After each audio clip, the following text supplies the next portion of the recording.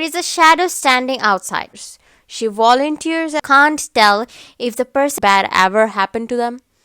But not opening, unlocking.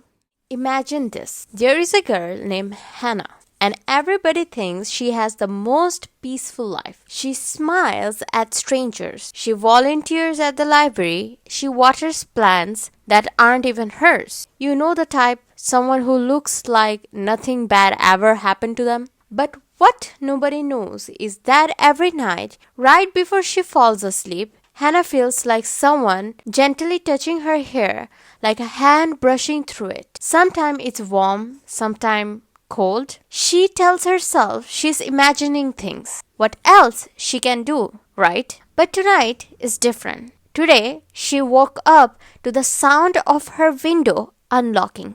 Not opening, unlocking. She sits up slowly. A room feels too still, too quiet. And when she turns her head towards the window, there is a shadow standing outside. Not close, not far, just the distance where you can't tell if the person is smiling or staring. And that was the first time she felt it. That cold, heavy fear that sits on your chest. 3 days later, Hannah disappeared. No fight, no scream, no broken door. Just gone. Like she stepped out for a moment and never came back. Her best friend, Mina, is the first one to notice something is wrong. Mina knows Hannah's routines better than anyone else. How she always replies fast, how she always comes home before sunset, and how she never lets food go bad in her fridge. So when she finds salmon and strawberries untouched in Hannah's kitchen, she knows something is off. But here is the strange part. Someone has been cleaning Hannah's apartment. Not a cleaner, not her parents, someone who moves quietly, like they know the space better than Hannah herself. Mina tells police, but they brush it off. Adults can disappear if they want. That's what they said. Yeah, except Hannah wasn't the type to disappear. She was the type who texts, "I reached home," even when she's just crossing the street. So Mina starts searching the apartment on her own, room by room, drawer by drawer, and light by light. And that's when she finds a little box under Hannah's bed. Inside the box, there was only 3 things. A broken necklace, a small note that says, "I will never leave you alone again," and a photo of Hannah sleeping, taken from the outside of her window. The same window that had unlocked itself. Mina's hand starts shaking because there is something else in the photo. Something she didn't even see at first. A reflection. A face. Not Hannah's. A man's face. Standing right behind her. And in the reflection, he was smiling. So after Mina finds that photo, the one of Hannah sleeping with smiling man reflected behind her, she can't breathe for a second. She just stares at it because every part of her brain is screaming, "Run." But she can't. Not when her best friend is missing. And there was the part that creeps me out every time. When she flips the photo, over there is a handwriting. There is a writing on the back. Not neat handwriting, rushed, like someone curved the word into the paper with too much force. "You should have left the window closed." Mina freezes because she remembers something. Hannah used to tell her that she always locked her window. Always, even during summer, even when it's too hot to breathe. Now, Mina is standing in the same room with the same window and it's unlocked again. She backs away slowly. The whole apartment suddenly feels wrong. Not quite wrong, like the walls are hiding secret, like the air is watching her. But Mina, being Mina, doesn't leave. She does something that Hannah would never have done. She opens the window and looks outside. And there is one dusty ledge. There, on the dusty ledge, she sees footprint. Not new, not old, fresh enough that the dust is still falling off the edges. Footprint that leading into Hannah's room, but none leading out. Meanwhile, in another part of the city, there is a man walking down the street. Let's call him Jin.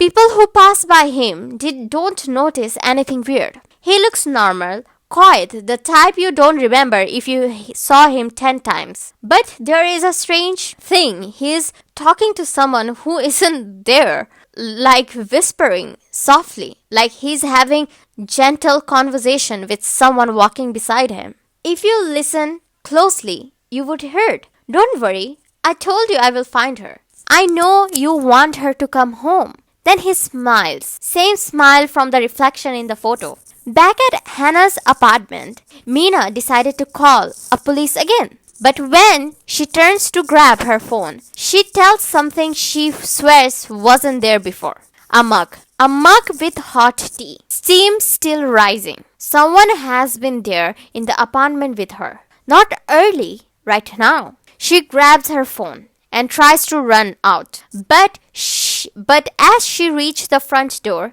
she hears a soft knock from inside the bedroom closet. Not loud, not scary, just gentle, polite. Knock, knock. Like someone saying, "Excuse me, can you let me out?" Mina backs away, heart pounding so fast that she feels it in her throat. And then the knock comes again. But this time, whoever is inside drags their fingers slowly down the door, scratching, scratching, scratching. And a voice too quiet, too breathy whisper, "Mina, I have been waiting." She drops her phone. The screen lights up across the cracked glass. She sees a new text message notification. It's from Hannah, sent 10 seconds ago. "Don't open the closet." Mina stands there staring at her phone on the floor. Her hands are shaking so badly that her fingers wouldn't even close it into a fist. Because Hannah is missing. Hannah, the girl who hasn't texted anyone in days, just sent her a message. "Don't open the closet." But the scratching inside the closet is getting louder. Not wild, not violent, slow, steady. Like someone is calmly running their fingers along the wood. Up and down, scratching, scratching, scratching. What kind of sound makes that kind of sound that makes your bone cold? Mina takes one step back and floorboard cracks and suddenly everything stops. No scratching, no whispering, no movement, just silence. The scary silence, the type that feels sharp, like it might cut her if she moves wrong. She slowly reaches for her phone. But before she could touch it, the closet door handle turns by itself. Just tiny little click. As if someone inside there is testing it. As if they're checking whether she locked it. And Mina realized she didn't. She never locked it. The door starts to open. Only an inch. But enough for her. The darkness inside to look thicker, heavier. Like a person inside has been standing up too close to the door that their breath warmed the air. Mina's fight or flight kicks in. She chose flight. She runs out of the apartment, down the hallway, down the stairs. Her heartbeat loud enough to drown out her thoughts. She reaches outside. She collapses onto the sidewalk and starts crying. Not quiet tears, real panic tears. The type you cry when your brain is saying, "I survived it. I survived something I shouldn't have." But still, she has one question. If Hannah is not in the closet, then who is? Meanwhile, Jin is sitting on a park bench. On the surface, he looks like a normal guy, enjoying the cold night air. But if you sit beside him, you murmuring, "She shouldn't have gone in there. I told her she's scared too easily." There was no one next to him. No one around him at all. But he keeps talking, nodding as if someone invisible is leaning on his shoulder. Then he looks up and smiles. A soft, tender smile. Same smile from the window reflection. The same smile that doesn't reach his eyes. He whispers, "I know, Hannah. We will go get her together."